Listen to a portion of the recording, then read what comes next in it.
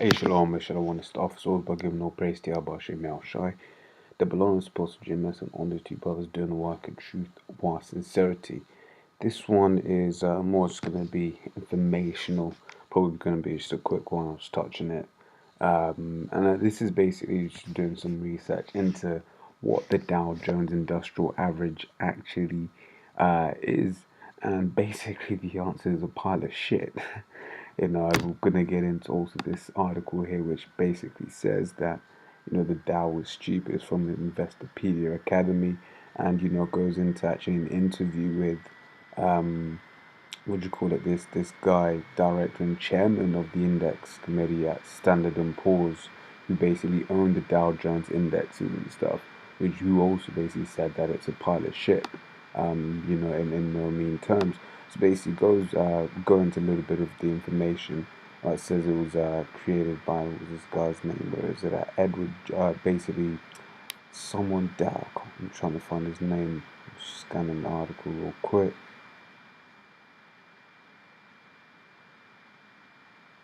I can't find it.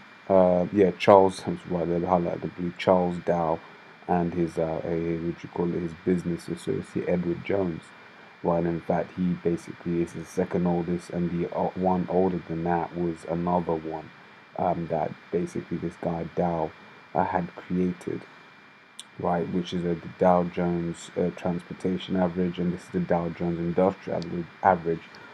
Basically, the industrial bit of the name is legacy, to be real, because it basically comes from an older time when things were more industrial than they are now, right? So it's comprised of 30 companies, right? And then we go into sort of 3M, American Express, Apple, Boeing, Caterpillar, Chevron. You see these names here, right? But the thing to know, as is mentioned in the next article, is basically you haven't got companies like Google here or whatever, what have you, some major companies, whereas you've got Microsoft. It's here listed, which the components, and it just has a nice bit of history into what the Dow Jones Industrial Average is. Now I'm not going to go into it because we'll be here for literally the whole evening. And it's but what you can get from reading this article is basically how the Dow Jones isn't actually a good indicator of how well the markets are doing. Like in this article, the guy himself, he also says that the S&P 500 is a better indicator, just to see how things are going. But here's the key bit of information here, right? It basically says that the Dow, in fact, I'll read this section. It says to calculate the DJIA, the Dow Jones Industrial Average, the sum of the price of all 30 stocks is divided by a divisor, the Dow divisor. The divisor is adjusted in case of stock splits, spin-offs, or similar structural change. So basically, let's say you've got a company that splits in two, because there's no money lost. Basically, what they do is they correct so that it basically there's no change in the Dow value, right? It says early on the initial divisor was composed of the original number of component companies, which made the DJI at first a simple arithmetic average. The present divisor, after many adjustment, is less than 1, meaning the index is larger than the sum of the price of the components. And it gives you the example, so the DJIA equals the sum of P over the divisor, right? And it goes down in here. So the Dow divisor was 0.145, etc. on September 1st, 2017. Basically saying, and it goes on to say, presently every $1 change in price in a particular stock within the average equates to a 6.885 point movement, right? Because I'll be honest, I was always like, well, it's dropped how many points? Why does that mean anything? But this article, because this is quite a technical article, but this article here puts it more into human terms, right? So basically says here, when the Dow Jones Industrial Average crossed the 20,000 mark in January 2017, the media went wild and the president celebrated with a tweet. when it ground out another 25% to hit 25,000 on January 4, 2018. Less than a year later, the cycle repeats itself. So when the index dropped 4.6% on February 5th, you would have thought the sun had enveloped the earth, right? It goes on. Where's the point? Well, it says the argument that it's time to retire the Dow starts with its size, just 30 stocks. So it's basically only looking at 30 stocks. And doesn't really make sense. Considering it says somewhere here that they're now like over 7,000, 7,000 listed in the US, right? It says, and it's not even as though the Dow's components are the biggest. Apple Inc. is there short. It said it joined 2015. It says the second and fourth biggest companies, Alphabet and Amazon, so basically Google and Amazon, are nowhere to be seen. Well, but Microsoft is there, as you saw on this list here. So, it's starting to sound all, very complicated, adjusted, and all of this, that, and the other. And this is just how Esau does his business, how Esau does his everything. Just makes it very confusing. So the average man doesn't, doesn't even just think about, really looking into it.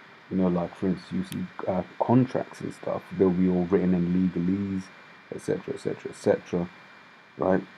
It goes on to say, where's the point? Right, so I'll read this paragraph, these two paragraphs. It says, in other words, stocks with higher prices affect the index more, whatever the actual value as measured by market capitalization. Because at close on January 3rd, right, Goldman Sachs Group Inc. was 96.2 billion. Was a 96.2 billion company by market cap with a per share price of $253. Apple was an $894 billion company with a per share price of 172.23.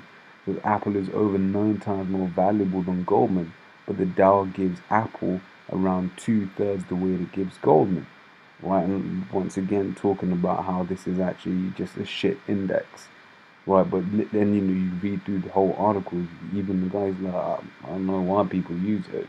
Probably don't want to use it, but we don't want to get rid of it. Rather, we don't want to correct it to make it up to standard, because then we already got an index for that. And then on the other hand, they're like, well, we're just keeping it for history purposes. But this is what the media always reports on, as is mentioned in this article. Right, it says the result is that the Dow sometimes moves in the opposite direction to the S&P 500, right, which is capitalization weighted and has 505 components. This is on December the 1st, 2016, for example, the Dow gained 0.36%, while the Standard & Poor's fell 0.35%. If you had any interest in actually knowing how the market did on that day, you would look at the S&P 500 and realize that it was modestly down. That's as if you're watching or listening to a non-specialist news broadcast, you'd be liable to hear that the Dow was up 68 points, right? Once again, talking about how it's what the news reports on, right?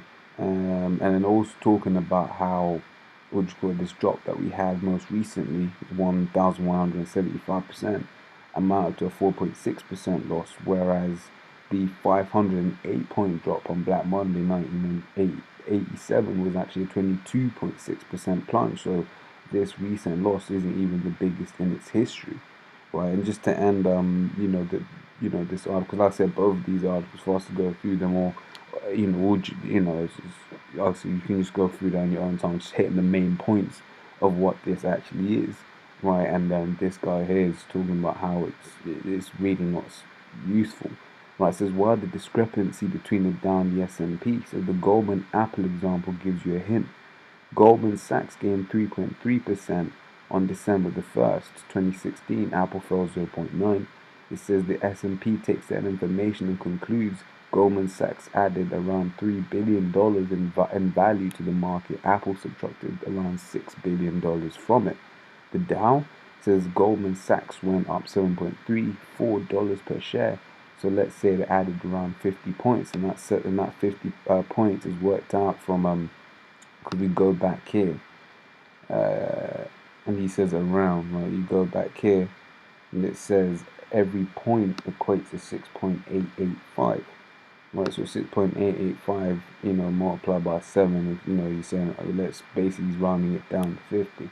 That says Apple went down 1.03 per share, so it subtracted around 7 points, right? So basically saying this isn't a real, this isn't a real good index whatsoever, a mark of how the economy is doing. But once again, he sort of uses that all over the time. What it's showing you is that whenever you hear certain bits of information, you really gotta really look and understand what it is that you're because anything that Esau's reporting, you've got a reason why he's reporting it.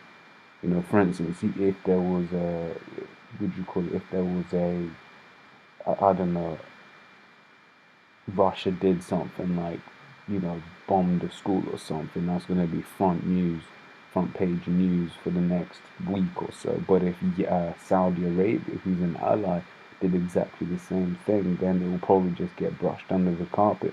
It wouldn't be reported, right? Although what you can see when you look at the graphs is when you saw the Dow drop, the S&P 500 kind of dropped as well. Right, once again, just talking about how the Dow was the one that's the main one that's spoken about. Right, so it goes on to say, yeah, this is a comment from the guy who basically runs the company that runs the Dow. Right, it says Blitzer appears to accept the issue with the Dow. He said that the committee had discussed switching to a capitalization weighted approach, but you'd just be using the S&P 500 at that point. And he added you'd be throwing away a lot of history. Right, so basically, to end here, it says, to be honest, he added, this is not a hugely inexpensive. Is what I wanted. Basically, they're saying, look, fuck it, we're going to keep it. But I'll get in the scriptures real quick, right? It says the Proverbs 11, says a false balance is abomination to the Lord, but a just weight is his delight. Right, because when you're dealing with just weights, gold and silver, cattle, you haven't got, the need to be doing all this complex, complex math, this, that, and the other. You're not saying this is complex, but, a divisor of 0.1, there's no need for that. Right? One shekel of gold is 1 shekel of, 40 shekels of silver is 40 shekels of silver. Right? This is Isaiah 10:1 says, woe unto them that decree unrighteous decrees and that right grievousness which they have prescribed. Right, when you read this article here, it talks about how that there was the implementation of the Federal Reserve that happens later on, right? Which the Federal Reserves and everything to do with it, basically removing of the gold standard. That's grievous. That's wickedness, man. Scriptures talk about how you're supposed to, you're not supposed to have a false balance. Scriptures talk about how just weights and just measures that you're supposed to use. And so the just weight is his delight, right? But all of this stuff that is all, linked to this shit it just brings about confusion, which the masses of the people are confused, right? But real riches, according to Scripture, Genesis 13:2 says, and Abraham was very rich, or rather Abram at this point was very rich in cattle and silver and in gold. Now these are the real riches, right? So, like I said, it was mainly just talking on, what the Dow actually is, right? Because it's been in the news a lot lately, and it was Al Vacuum, and I said something. And basically it was a very ignorant statement, so I was like, let me actually go into it and see what it is, and also so hopefully you've been edified, and I'll say shalom.